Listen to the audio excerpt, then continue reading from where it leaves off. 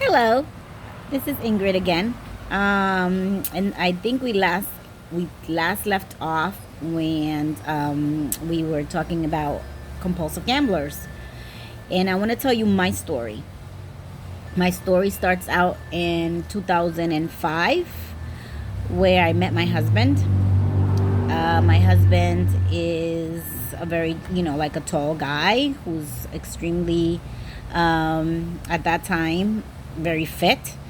And he has a very good job with Broward Sheriff's Office. And of course, when I met him, I felt like, wow, this is, he's perfect. He's responsible. He is somebody who other people count on. He seemed to have his shit together or his life together.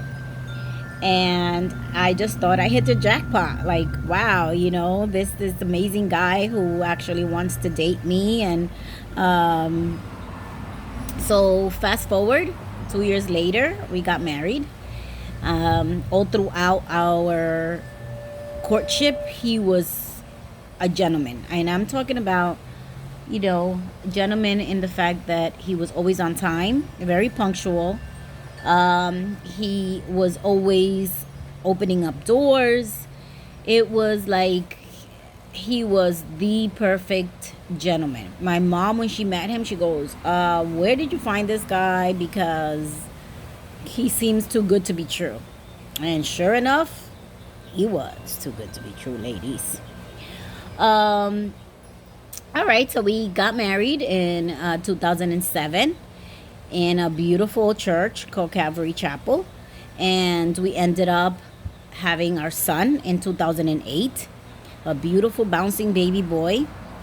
And my life seemed to be perfect. We purchased a house. It was great. Never in my wildest imagination did I ever think that there was a problem.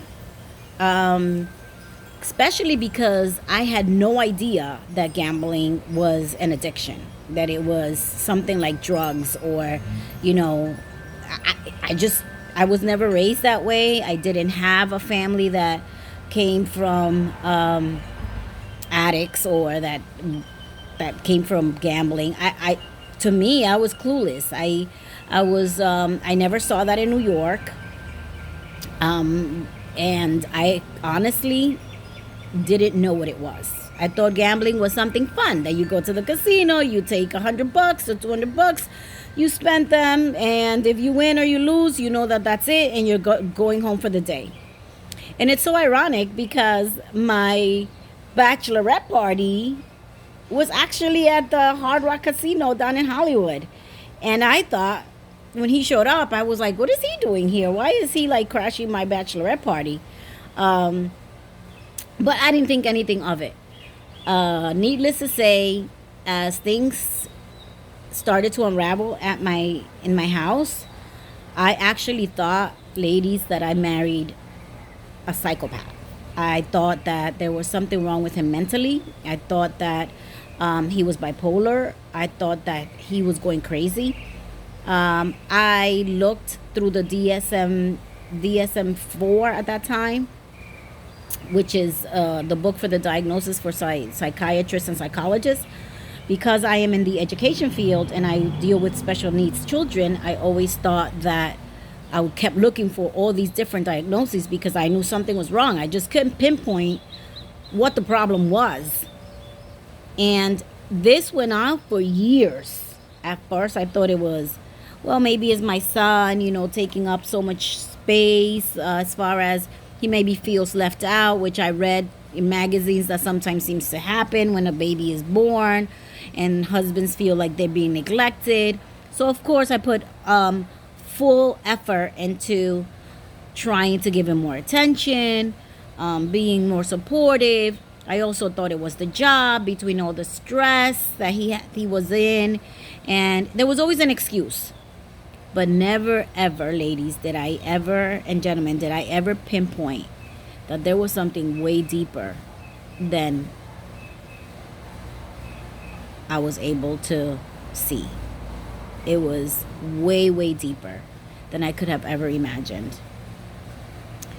Some of the characteristics of a compulsive gambler is, one, they want control of the money. So because I was busy at work and I was busy with my son, and then when I came home taking care of my son, making dinner, doing laundry, all those wonderful things that we as wives are committed to in our relationships, um, I easily gave up the financials. I said, okay, you take care of the finances since you're really good at math and you're very responsible and you're good with accounting. You take care of the finances, I'll take care of the rest. Big mistake. The worst mistake I ever made. And then another thing was the lapses in time. Like, he would go on an errand and the errand should have taken him like 30 minutes, and all of a sudden it turned into an hour or an hour and a half. It was time unaccounted for, and it was always there was a problem, the lines were too long, the traffic. So that's another characteristic. Another characteristic is their mood swings. My husband had from one, like a pendulum, from one mood to the next one. I never knew how he was going to react when he walked through the door. And I was always walking on eggshells because I felt like something was wrong, but I couldn't pinpoint it.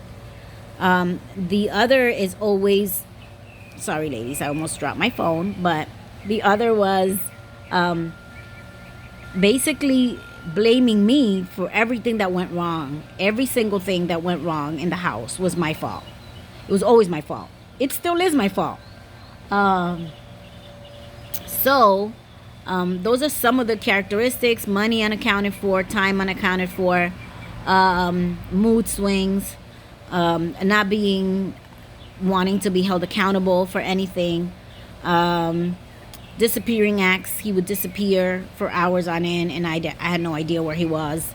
Not wanting to show you the bank statements or where the money's going. I did that for many years because there were times when we fought over money because there was never enough money to go on vacation, to do extra things. It was always, we were just barely making it.